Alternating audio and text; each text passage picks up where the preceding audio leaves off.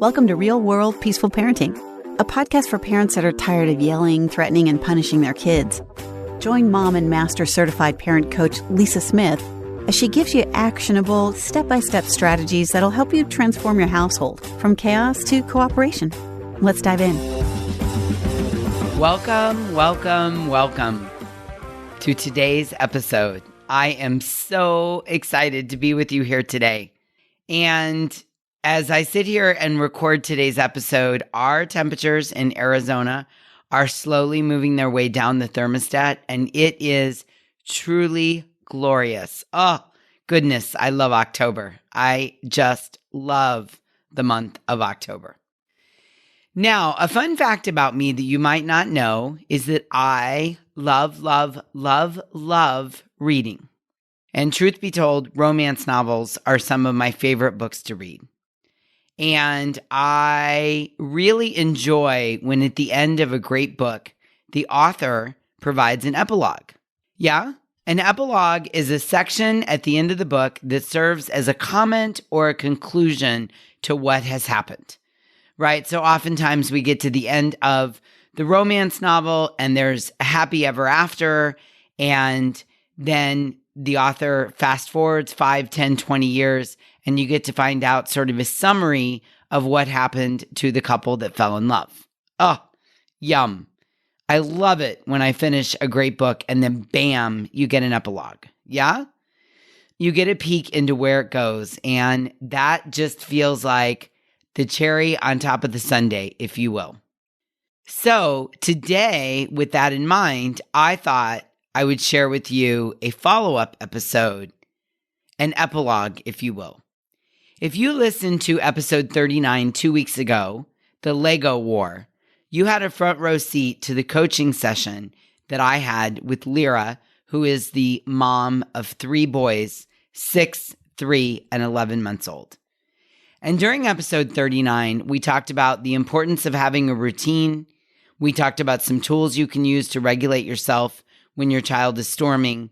We talked about how to bring limits into your families and the benefits of doing so. We talked about some tips for harnessing more cooperation from your child. And finally, we talked about how to stop the power struggle with your child. And of course, we'll link in the show notes here to episode 39. Now, if you've been listening to me for a while, you know that I do my very best to bring you tips, ideas, and support that help you create deep connection and cooperation with your kids right now. And as I've said before, while reading and listening is information, coaching is transformation. Coaching is where the magic really happens. So today is an amazing opportunity, an amazing chance to bring you the epilogue of episode 39. And I have to admit to you, this happened organically, if you will, on the fly. And with today's episode, I invite you to listen to a follow-up coaching call and conversation with Lyra and I that we had this week in our weekly membership called The Hive. And today, Lyra was telling us about her aha moments, what worked, what didn't work. And we brainstormed on how to create connection and cooperation with her 6-year-old strong-willed son as a follow-up to episode 39. So it's really an epilogue, if you will, of episode 39. And I thought, wow, how great would this be for you to have a chance to listen to a coaching call that is a second coaching opportunity or a follow-up to the original coaching call. And remember, the tools that we discussed today are universal across all ages. So listen in, and as you're listening, think about how to bring these tools into your own home with your own kids to overcome your own resistance and defiance that you might be receiving from your kids, and how to strengthen or create the connection and cooperation that you're looking for. So enjoy listening. I haven't circled back with you since the podcast episode, so it's great to come back. I got a lot of incredible feedback on that podcast. People loved it. Thank you. Mel, I feel you on where it's hard to kind of take that in a little bit. When you ask the question, like, is it okay? I feel the same way. about the podcast. So thank you for saying that.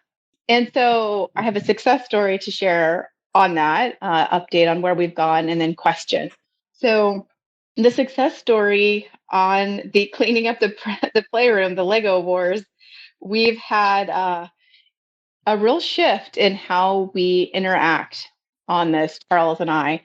So I took the feedback on making it more fun on the freeze game, making it into a game, making it into a way we could bond. And we've had several days since then where he has been really cooperative in cleaning up with me. We've done the freeze game, and where Imagine we're that. both where we're both just cracking up because I'll help him. So we'll be in the middle of cleaning, and then I'll say freeze, and then we'll like freeze in like a really weird posture, or like sometimes he'll fall over laughing, and he'll do it. Like he just will pick up all the Legos and all the pieces, and like we'll make it race, like who can do it faster, and I'm gonna beat you. And then he gets real competitive about it. He's like, no, I'm gonna win. And so that's been huge for us. Huge. So thank you for that. I don't even know how to express it verbally, but just such a huge shift in like my approach too. And I'm trying to be more fun and realize that I can sometimes be a little bit like train conductor, like you said in the podcast, where I just want to get it done. Then I get into manager mode and I'm tired. And I could have all of my rationalizations, but those don't really work for a 6-year-old or a 3-year-old or a baby, and why they're going to not tear the room apart and why they're going to help me clean up. So I've been doing a lot of self work on that. So the success, it's just Charles and I having a lot more connection time when we're cleaning up and more fun with it. And for example, last night, and again, I'm tired at the end of the night. I tend to just want to be like, just get it done and go to bed. I will pause more if we're heading into the power struggle. If like he wants to do power struggle mode with me, like with brushing teeth last night, he was cooperating really well. We had the cleanup and it was fun. Oh no, we hadn't done that yet. We were going to go brush teeth. And he was like, no, I don't want to do the brushing the teeth. And he's like laying on the floor. And I'm like, okay, well, let's pause. How about we go instead and race to the playroom and let's do some jumps on the trampoline, and so I redirected, we did something else, and then we came back to it, and he was ready to brush his teeth and he was fine with it. There was no struggle. Instead of being like, no, we're going to do it right now. I was like, okay, you're not ready for it. We'll come back to it. And then he was ready. I have observed the times where he does not cooperate with me on cleaning up the playroom. There's been some times where we've like hit heads with it this past weekend, and we had a really hard day. We'd had a couple of really good days, and I was like, oh, this is great. Our world has changed. It's all better now. And then we had a step back and we had a really bad day. Or that's a judgment on it. But we had a challenging day where he didn't want to do anything, was like a constant no, fighting with me, didn't want to clean up. That we spent the whole day trying to like clean up the playroom. And I'm like, God, I'm back in the Lego war.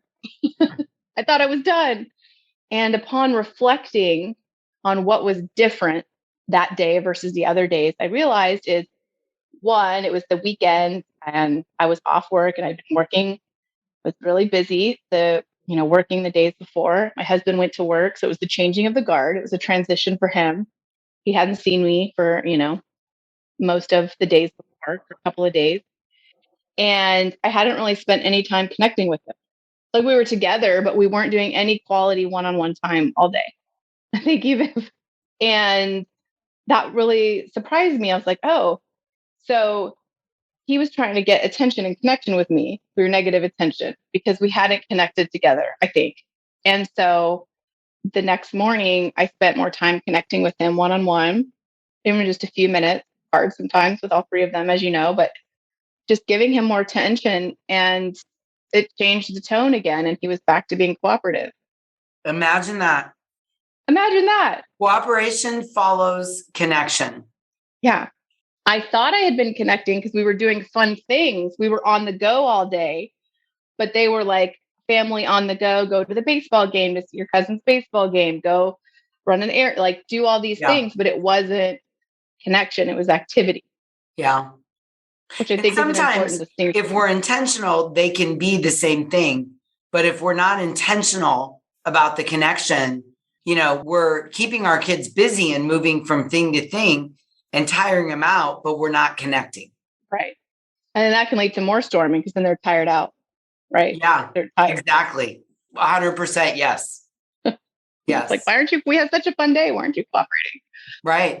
And then we get mad, right? Because, I'm doing all this for you and, you're not cooperating, but there's no connection or little connection.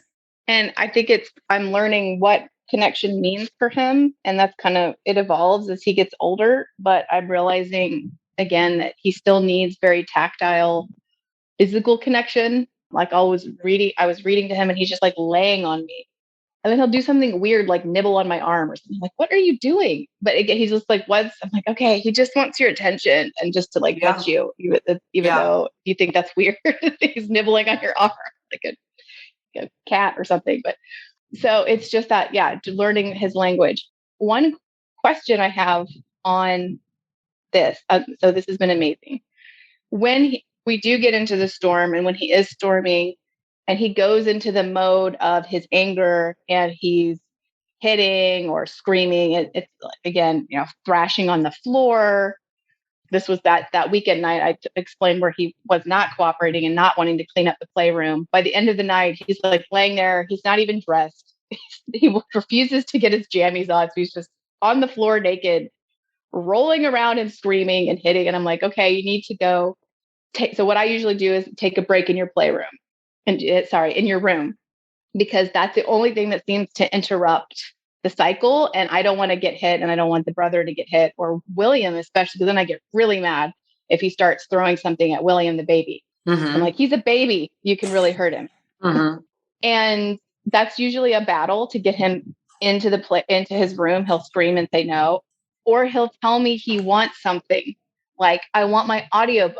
And we usually say no at that point, because we think that if we say yes, we're reinforcing that it's okay for him to behave that way and then get what he wants. Okay. And he's saying, I want the audiobook because that's what's going to he literally is saying, that's the only thing that's going to calm me down. And I am not going to calm down without my audiobook. And you're just making it worse if you won't give me my audiobook. So do I give him the audiobook in his room, or am I just reinforcing that in his brain that if he acts like this, he gets his audiobook to calm down? How about a whole nother idea? Like, how about you say, Charles, how about we go get dressed? And while we're getting dressed, you can tell me what you love about the audiobook. And that's while he's like screaming and flailing. Well, he says, I want the audiobook. So he's communicating to you. Yes. He is verbally communicating. He's also often hitting at this point. And then, so I'm like, a little bit hands off. Or, you could be like, hey, come on, let's go in your room and get dressed while you tell me your motion changes emotion. So we want to get him moving in the direction with something that he's fun and excited about, and redirect him from anchoring in over this point and move on to the next point, Okay. I do this with my kid all the time. He calls me yesterday on his way to practice. I bought him a pair of sunglasses a few weeks ago. They were on sale. His first nice pair of sunglasses. It's hard to drive here in Arizona. The sun is so bright. You really do need to drive around with sunglasses. So I bought him a pair, and someone stole him out of his car. He left his car unlocked. We have a lot of stupid, petty theft here. I told him to lock his car. He just left it unlocked. Someone must have gone in and gotten his sunglasses because they're gone. So he calls me, Mom, I want to earn money to get a new pair of sunglasses. Oh, hey, tell me what you loved about those sunglasses. Oh, they fit so well. They look good. They were super. They protected me from the sun, blah, blah. I go, okay. Are you almost at practice? Yeah, I'm almost there. I go, okay. Why don't you practice? And then when you get home tonight, we'll talk about how you can earn the sunglasses. It's just redirecting them. I didn't go, what? No. But, I was in the middle of doing something and I didn't want to talk about it right then. I didn't have jobs in mind. It's just redirecting them, because you don't want to give in, because then you're going to feel like he's manipulating you. And if you say no, you might as well just hand him another storm on a platter. So let's sort of find the middle where you're hearing him. He really loves his audiobook. Tell me about it, buddy. While we're getting our jammies on, why don't you tell me what you love about the book, or what books do you love? What's your favorite audiobook? Tell him, who are the characters' names, right? And that's going to help regulate him. Right.